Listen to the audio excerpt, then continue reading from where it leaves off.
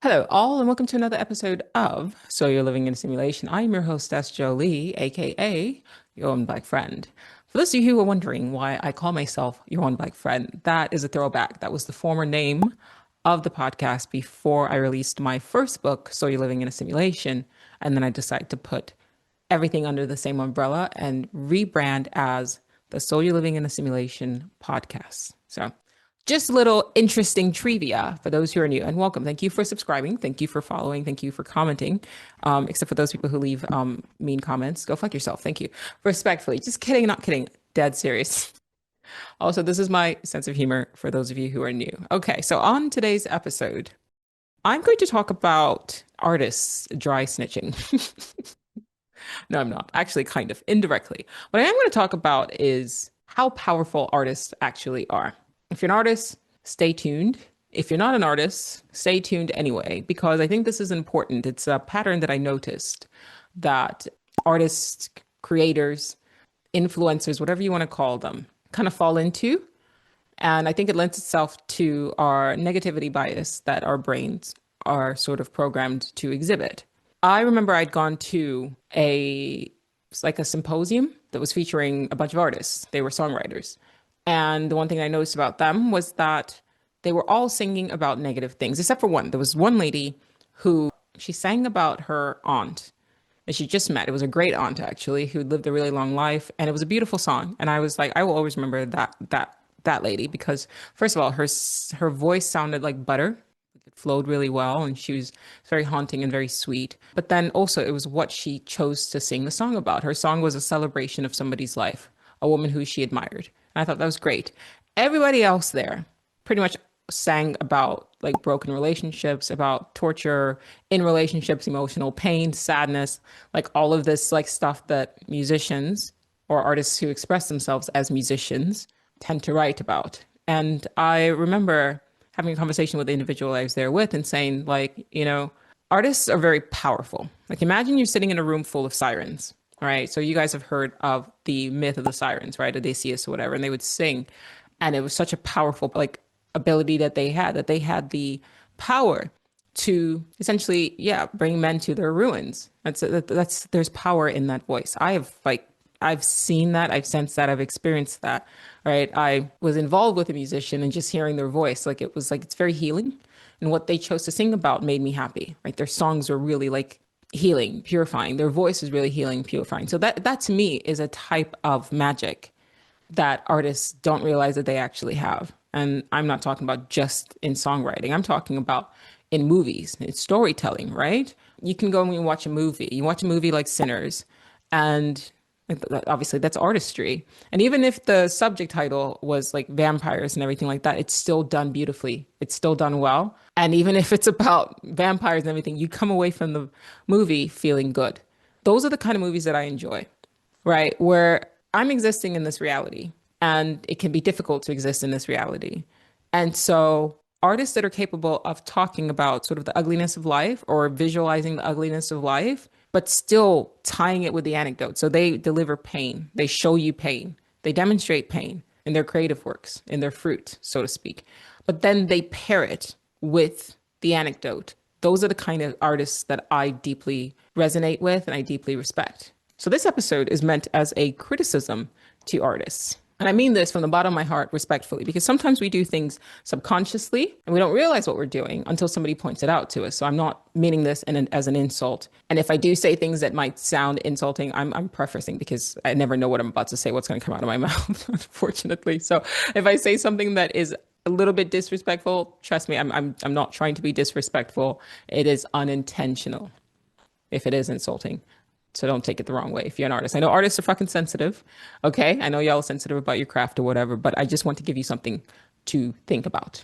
And I will try to be mindful of how I speak, particularly about songwriters. Y'all are some motherfucking dry snitches. See, that was a joke I was telling about. Okay. Let's talk about this. Okay. Let's talk about this. Lily Allen. I don't know when this is going to air, but Lily Allen was married to this guy who was like the dad on Stranger Things. I don't care about his name. He's a good actor. He's a good enough actor. But apparently for like the years, like this 5 years they've been married, he was like a serial cheater. Why do I know this? Because it's all over social media because she put it on her album. I get it. From what I researched, Lily Allen met this guy in 20, like they got married in 2020. I'm assuming they dated for about 2 years. The last time she put out an album was 2018. It's now 7 years later, 7 years and a month later. And she's going through a divorce, and it's public now because everyone, like, well, people on social media are talking about it. I don't listen to her music, and yet I know this information. It has entered my psyche against my will because that's just the nature of social media. But I looked it up, and while she was in the relationship, she wasn't producing. She had not put out an album since 2018. Once her relationship started to fall apart, that's when she decided to put out an album. What that told me was twofold. One, you are trying to capitalize on your pain. Two, you are putting out your pain because you know that now people are talking about it. It's public. You can capitalize on it and make money, but also you are putting out your pain into the world. Why didn't you put out your happiness into the world? Whether or not that happiness was based on deception, right? That whether or not she didn't realize in the meantime that he was doing whatever it was that he was doing in the years that they were married, in the 7 years that they were married or together. I would imagine she wouldn't have gotten into the relationship if she wasn't happy. And I would imagine that in between the marriage and the ending of it, she could have been creating music. Get what I mean? And again, this is not a criticism at her because I get it. Trust me, I understand. As you guys know, I do get it because as y'all know, earlier in this year, like I processed a lot of how I felt on the podcast. And I kind of told you guys what I was going through because I lost weight. I kind of was not posting consistently or whatever. But the difference is that while I was happy in my relationship before things began to turn, I was still producing. I was still painting. I was still podcasting. I was still writing. While I was not happy, right, when I was going through bad things, when I was not feeling the best, I was still painting. I was still podcasting. Episodes may have been fewer and far between, but I was still producing because that is my nature. Okay? Again, don't take this the wrong way. I'm just talking about what I've seen. And it's not for me to compare and say, well, I did things this way versus, and what she's doing is wrong. I'm saying, and I'm trying to call attention to the pattern that artists are being programmed that you can only create from a space of pain. But if artists are as powerful as I've just outlined, and they are, if you remove artists from this world becomes unbearable. And I'm not being hyperbolic. You need artists in order to make this world, this life, bearable. But I just feel like in the movie industry, in the music industry, and in the arts overall, and storytelling, our abilities have been hijacked. And it almost seems as though the only space in which you are allowed to express your art is through a place of pain. My art is beautiful, but it's beautiful intentionally because of this realization that I had many, many, many years ago. I've said it to you guys before, and I'll say it again. I will not, if I can help it, add more ugliness to this world. I will leave this world more beautiful than how I found it. That is my rebellion. I don't want to do anything to contribute to people's pain, to contribute to people's suffering.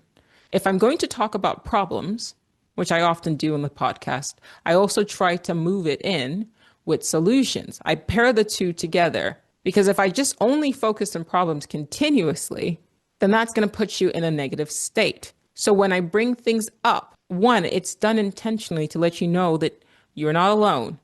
But then two, I offer a solution to it. Or if anything, I want you to just expand your mind. So even the delivery of the message, it's meant for you to think outside of programming. So for example, when I've raged against karma and I've raged against like, well, how is reincarnation fair if I can't even remember what I was before? How do I know I've not lived this life before? And then karma, how can you punish me for something that I don't even remember doing? The whole idea behind that, the whole idea behind the artistry of pointing that out is to get you to pause and go, wait, what other tenets have I taken in and absorbed and taken as, as gospel that may not necessarily be true? When I say to you, Hey guys, these ideas were written by people, human beings, just like me and you, thousands of years ago. But just because they wrote something thousands of years ago doesn't mean what they're saying is true. They just had essentially the equivalent of a podcast, but it was like in a holy book.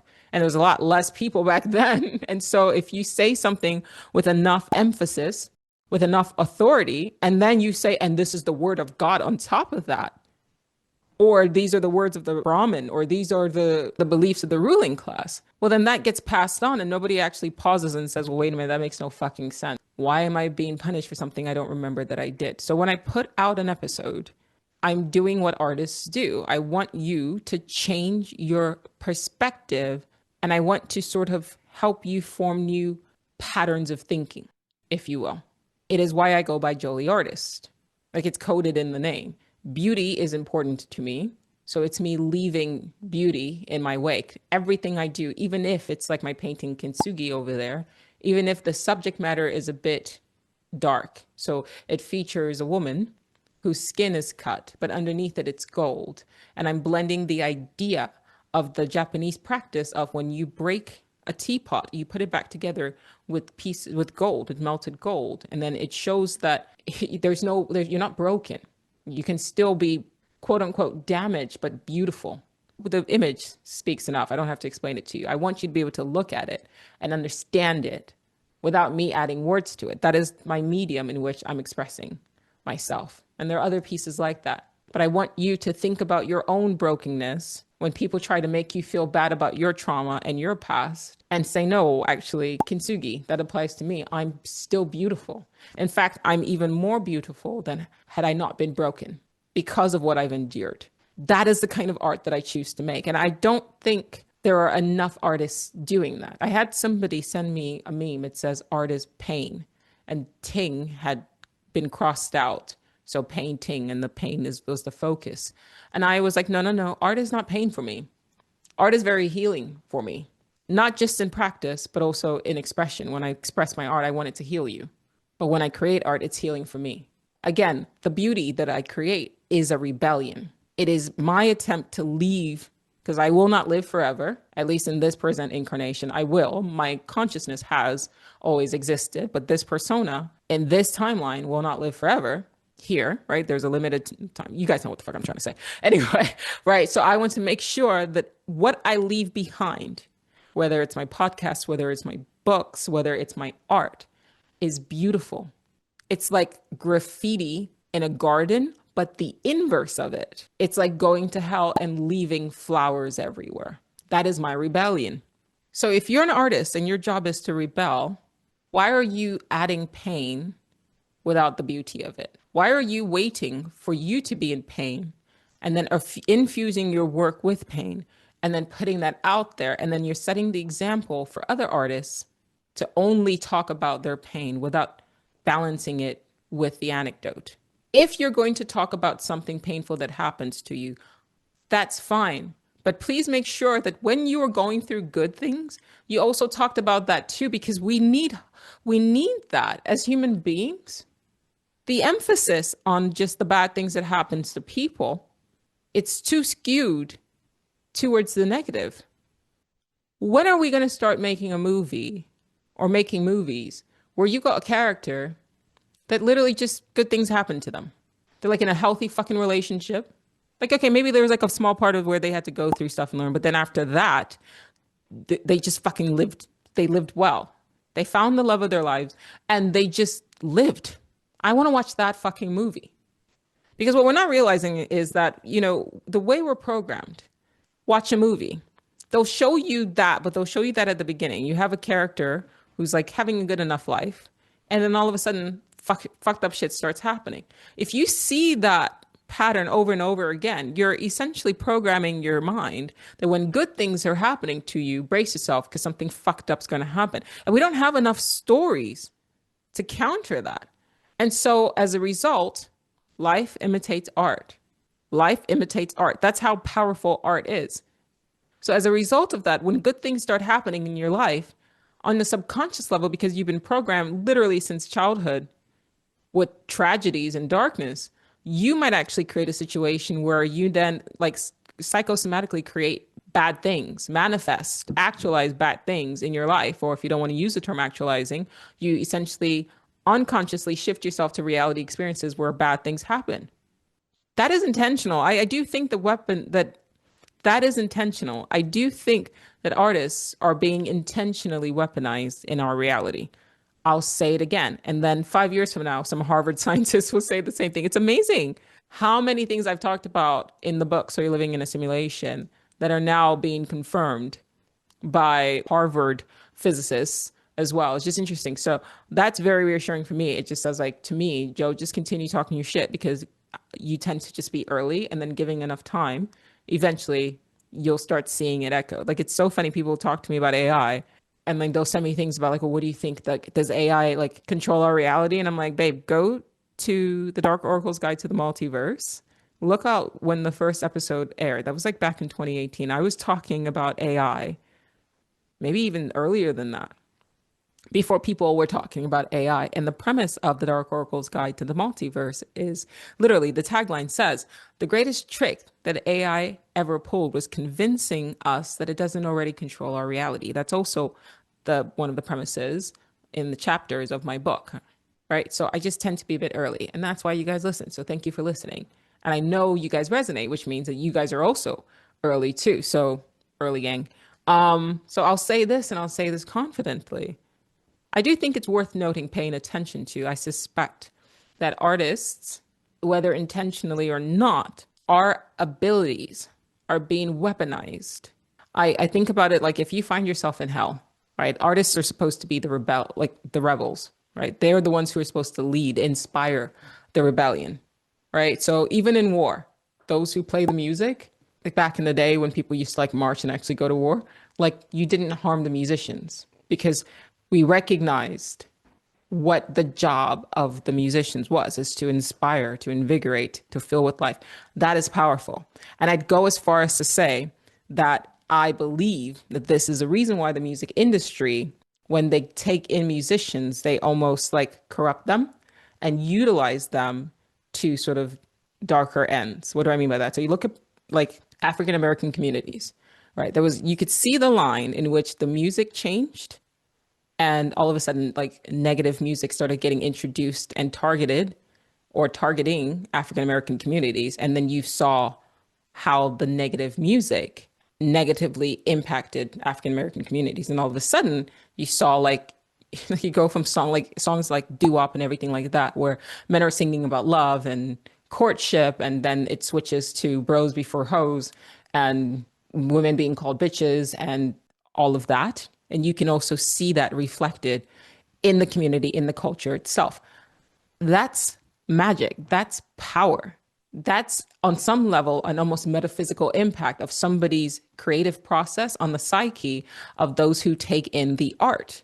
You cannot tell me that that's not powerful, and you cannot tell me that that's not intentionally, or that was not intentionally done. Artists have spoken about this and have said, right, that Black communities, African American communities, were intentionally targeted with the music, and music was weaponized and used against the community in order to bring about the effect that we ended up seeing from the influence of like gangster rap and stuff like that. It is powerful. It's absolutely powerful. Even to the point where you talk about like battles, like rap battles, right? Like, there is an understanding that words from the mind, crafted in a particular way, and when you speak, you don't see the words, and yet something intangible, like the words that are coming out of your mouth, can still impact an individual. Something written on a piece of paper can still impact an individual, and on some level can be even more powerful than a blunt object or a physical weapon, right? They say the pen is mightier than the sword, right? If I wanted to harm an individual, right, I could harm them with words, or I can harm them with a weapon. But if I harm you with words, it's insidious, because that can borrow itself into your mind and stay with you much longer than a physical wound, right? Because a physical wound, you can see the pain, you can see the injury, and then you can go and treat it. But a psychological pain, others can't see it, right? Emotional damage is what people call it on social media. That kind of trauma that comes from words is different than physical trauma. And I don't think enough people talk about it. Now you take that and you amplify that and you add rhythm and music to it and you loop it, because how many people loop songs? I know I do. You loop it, you play it over and over again, and then that starts to affect your psyche. So same thing with visuals, right? Your brain can't tell the difference between what you're seeing in a movie and what you're actually experiencing, which is why when you watch a movie, you get scared, because even though you know logically, hey, this is a movie, I'm like, this isn't actually watching it. It doesn't matter. You, the watcher, knows, but your brain still interprets the visuals as real, which is again why I'm very mindful of what I view and what I take into my psyche, what I absorb. And I would argue that you should too. But what's behind our movies? What's behind our TV shows? What's behind our storytelling? What's behind our books? What's behind our music? These are all artists. These are all artists who are creating in different ways. I've said before in the podcast that an artist isn't what they do. What they do is a medium and it's an expression of what an artist is. It's an artist is their mind. It starts in the mind first. The mind of an artist is the tree. The fruit that that mind produces is what we absorb. It's what we consume, if you will. You get it? It's like an apple tree, right? So you don't eat the apple tree, right? But it's the fruit. You'll know by the fruit what sort of tree it is, right? So I'm an artist and I express myself in different forms. I express myself through my podcast. It's a kind of performative storytelling, right? I express myself through painting. I express myself through writing, right? So my mind, and that's one of my favorite comments. I get this all the time, and it actually really makes me feel good, is I really love your mind, because I kind of go about things and I see things differently. And then I tell you guys about it. I mean, I could sing to you about it. I can write a movie about it.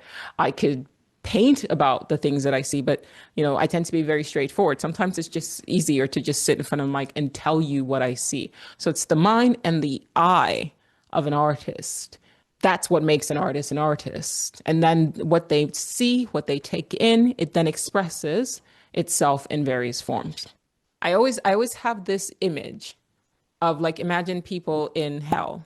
And then it's like you've got the demons that kind of whip the people in hell.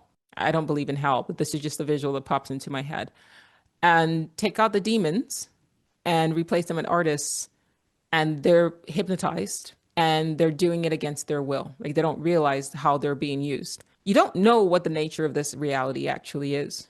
I always say, you've just woken up. You found yourself awake in this world. We have no idea what this world actually is. And more we're starting to find out that, like, the technology we're now getting access to has existed since before we even knew about it. And there's stuff that exists now that we won't know about it for another 25 years because it's largely suppressed. Like, it's kept from the general public. How much of history isn't actually history? And how much are people starting to kind of uncover even now? We don't know what we don't know, Obviously, like, I don't think artists are here. Like, I don't think our function is to be the slave drivers in hell, so to speak, for lack of a better word. I think our function is to elevate the masses.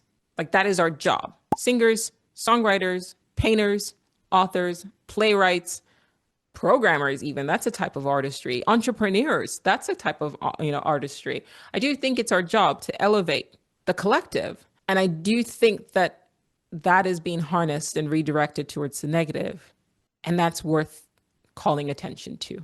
I remember I had a friend of mine who, he was like entering into a relationship, and he called his manager and he told his manager, I met this lady and I really like her. And his manager said something to the effect of, no, you're supposed to be writing sad songs. And I called it out. I was like, that's my point. Like, no, write a beautiful song. And then it's interesting enough, because the same friend, when the relationship started to fall apart, when he was happy, he didn't have the space or the energy or the time to write a beautiful song about how he felt, to capture that.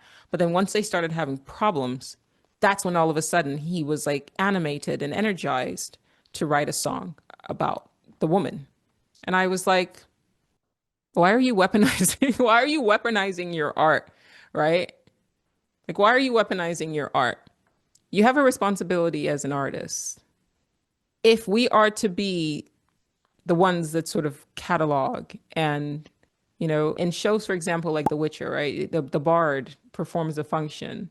Same thing with what's the other show, Wheel of Time. The bard is powerful. They perform a function. So to tell a story. And in the days of old, that's what they did. That's what we did. We told stories. Stories are fucking powerful. Life without story is meaningless. And it is our power as artists to make things meaningful. Without artists, our lives are meaningless. That is powerful. That is a responsibility. I'm not saying if you're a singer or a songwriter or an artist that you cannot write your pain or paint about your pain or whatever. But it is your job and your responsibility to make sure that when people view your work, even if it's something dark, like my kintsugi painting, obviously you know why the skin is ripped. That's a tie-in to slavery. That's a black skin that's ripped. Underneath it, it's gold. It's still a dark topic, chattel slavery, whipping, the enslavement of a generation. But then I put the anecdote underneath, gold.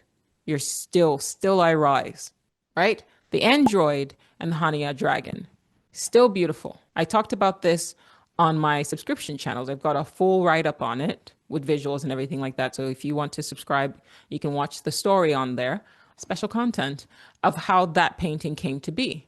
It was born from a place of pain. I won't revisit it because I've healed and I'm moving on. But I wanted it to still be beautiful. You are doing yourself a disservice as an artist if you only create from a space of pain, because then what you're doing is subconsciously you will start manifesting or actualizing pain for yourself so that you have something to write about, content. And then on the worst end of it, you are, again, I'm going to keep repeating this, you're weaponizing your art. Again, against my will, I am aware of some of the things that Lily Allen said about her soon-to-be ex-husband, something about him enjoying butt plugs. Now you have that information in your mind. You're welcome. But the thing is, it's like, I don't need to know that. I don't want to know that. I did, that's private information. But I get why she's doing it because it's her chance. She has been embarrassed. The last 7 years of her life has been made to feel like a waste. And so it's a way to embarrass him, shame him, and harm him without physically doing it, which can be, as I said, more powerful. Something that you cannot touch, something intangible, can be more powerful and cause more pain than an actual weapon. She's weaponizing her art. It is what it is. You're an artist, do what you want. But I wish she would have created art when she was in love, because that is worth documenting as well, even if it ended badly. And it might have ended badly because of this very programming that I'm talking about. Because he, as an actor, is also an artist. And he might be creating pain for himself in the way he's choosing to live, obviously. Sabotaging a relationship with somebody who cared about by being unfaithful. You're inviting pain. How do you not know how that's going to end? It never ends well. So you're making an unconscious choice, but still a choice, to essentially take on the role as an unfaithful husband. That's the role that you're choosing to play. And you're causing pain to somebody who let you into their lives. And you leave their minds, their hearts, their bodies uglier than how you found it. Don't you see what's happening? Don't you see what's being echoed? You have a choice as a creator. I'm saying consciously create work and leave this world more beautiful than you found it. I'm not saying ignore the painful situations. If you need to create from a space of pain, do so, but don't only create from a space of pain. The joys of our lives are worth cataloging too. Triumph and love, requited love, is worth singing about too. I remember another singer, she sang about her dog. Now the lyrics were a bit dark, but still, I was like, that's beautiful. Like, let's sing. Can we sing songs about that? I saw a thing that Lil Jon put out, and he took Yeah, his song Yeah. I don't know why I said it like that. Yeah. And he slowed it down. He chopped and screwed it, added a nice beat to it. And then he turned it into a guided meditation. That shit was fucking amazing.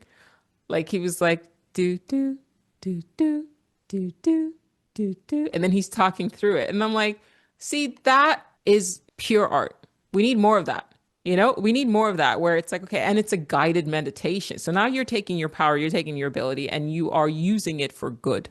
right? Now you're talking health into people. You're steering them in the direction that's like, oh wait, Little John meditates. Okay, that's great. Oh, I can take one of my favorite songs is about clubbing or whatever that's in my psyche now because I've heard it like a billion times.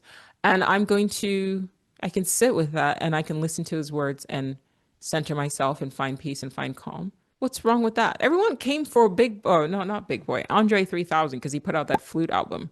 And they're like, oh, that's really weird. They said, no, it's not. It's what he enjoys. It's not heavy and like Caroline or something like that, right? Or Bombs Over Baghdad or whatever. It's something else. And it's him going, oh, this is what I want to put out. I want to put out beautiful things into the world. And then people call him corny or whatever with the flute and the sunny. Why? Why is that corny? Why is that cringy? I hate that fucking word. Oh my God, that's so cringe. I hate that word. Cringe then. Cringe. I hope your face explodes. I hope you cringe so hard your face explodes. Like, you're cringing at the wrong thing. He wants to add beauty to his world. He wants to express himself. It may not be in the way that you expected him to, but he's allowed to evolve. He's growing as an artist. And the thing is, it's like we are the audience in which he performs for. If it's not well received and he doesn't have a strong enough like sense of like self, he may not create again. And then that would be our fault. And that's not cool. Like this episode, it's loosely based around simulation hypothesis. I thought about it and my brain was like, well, what does that have to do with like your overall theme? And then I was like, I don't give a fuck. Like if you don't like it, don't listen. It's an expression of my mind. It's what I've noticed is what I've observed. You know, I'm going to keep putting shit out there that I've noticed. That's the nature of the podcast. I'm an artist. I have to bear fruit. This is one of my fruit. It's the same thing with Andre 3000. That's the nature of him as an artist. He took some space. His life is okay. He's not writing from a place of struggle anymore, so he wants to create beauty. We should accept that and respect that as an audience. We should. Should being the operative word, you know? And I'll keep circling back. I remember that there was a lady who gave a performance about, she went on vacation, she met a woman, she fell in love with her, and then they spent days together and she kept watching the date because she knew that, in 4 days she was going to have to leave, and then 3 days, and then 2 days, and then one day. And she was like, I'm fine. I'm not upset about it. But as she was telling us about the story, she actually sent out like a heavy emotional wave into the audience that I still get chills just talking about it. I'm like, well, clearly you're not okay. You're deeply filled with regret. And she proceeded to tell us the song or to sing us this song, tell us the story about a woman she met on vacation years ago that she clearly still has feelings for. And then instead of experiencing the moment while she was in it, she kept counting down to when she was going to have to leave this woman and never see her again. My response to that was, but like phones work. We have iMessage, we have WhatsApp. You can put money aside and buy tickets and see each other again. Like I promise you, if you skip coffee for 2 months, if you had that strong of a connection, you can figure out ways to see each other again. You're having such an amazing time. Why are you thinking about the end instead of, I want this to happen again? If you're having such an amazing time, why aren't you thinking about, how can I continue to be with this person? Unless on a subconscious level, you're afraid that if you were truly happy, then you lose your ability to write music because, well, you can't be happy and an artist. And that's the exact problem that I have issue with. So she puts out this burst. I'm sensitive. Okay, I'm a very sensitive person. So she puts out this burst of energy because she's powerful. She's a siren and her voice is amazing and she sings and she puts this out there. And then the crowd's sitting there like, just now we have now absorbed her pain. And then she's like kind of weeping or whatever. And then she's like, I'm fine. I'm like, clearly, lady, you're not fine, actually. We could feel that shit. Call the girl. But even the psyche of it, of I'm in a situation, I've met somebody, and you're already imagining the end. I would reckon she was probably already imagining, what song am I going to write about this? And now you're infecting us with your negativity. Why couldn't she write a song about, you met this person, you knew it was going to be hard, but you tried to make it work anyway? Because that's inspiring. Because people who are going to hear the song that you've put out as a muse, As a writer, as a singer, as a songwriter, you've putting this out there. You have put this out there. You are putting this out there. That's going to get absorbed into people's psyche. And then somebody could go, you could go on vacation and now you've heard this song and you can meet somebody who truly is the love of your life. But because you don't happen to live in the same place at the same time, whatever, this song is now in your subconscious programming you because you've looped that song before. It's now in your subconscious programming you how you're supposed to react in that situation. And then you start watching the time 3 days, 2 days, 1 day, and I'm never going to see this person again. And then you replay her life experiences because she lacked the courage to try to see things, to try to pursue what she actually wanted. It's not courage to write a song when you could have lived. That's cowardice. I'm insane. If I love something or someone, I will feel the fear, but I will chase after it. As long as it's mutual, as long as I'm matched with a partner who also wants to be mad with me and say, Joe, like, fuck what the world says. Let's make this work. You know why? Because magic is fucking rare in this reality. And I can't afford to be a coward when something rare and beautiful comes across my path. And if you're not willing to put in the risk, the time, the energy, and effort to lock that shit down and hold on to it, you don't deserve it. You don't deserve magic. Success doesn't give a fuck about whether or not you're afraid. If you're afraid and you don't do anything about it, then you will not be successful. You can protect yourself all you want to. Oh, well, what if it doesn't work? Okay, well, what if it does?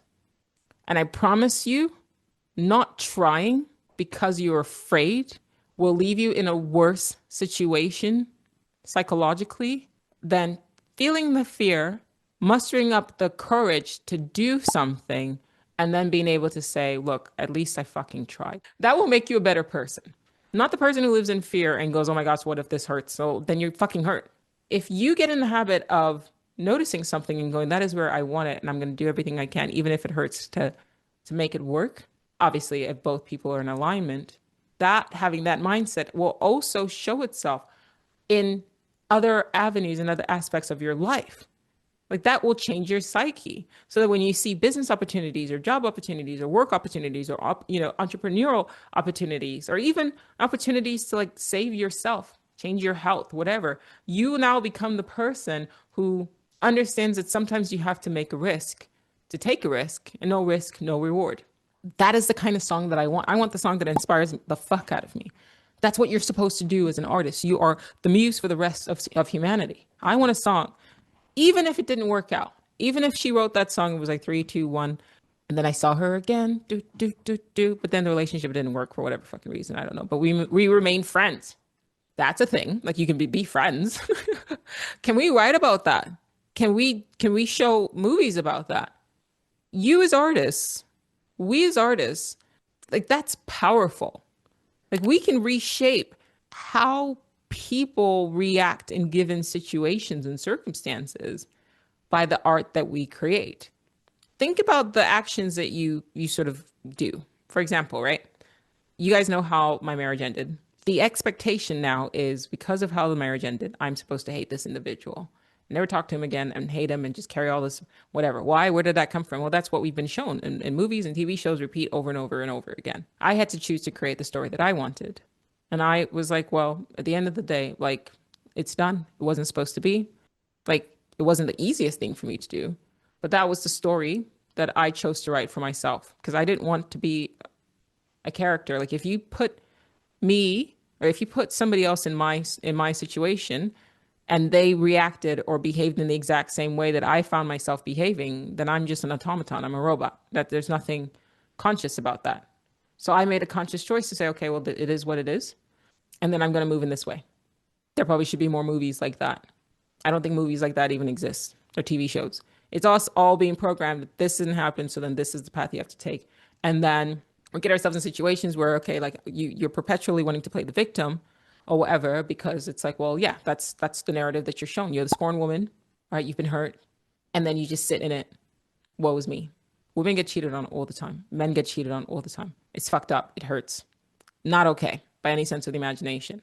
It's one thing to use art to process your pain. It's another thing to use it to, I guess, to harm the person who hurt you. I don't know. That's just my 2 cents. And then the third part of that is being mindful that You're not living your life in a way that you could have beautiful things happening to you, and then your subconscious, having been programmed to self-sabotage, destroys the beautiful thing so that you have content.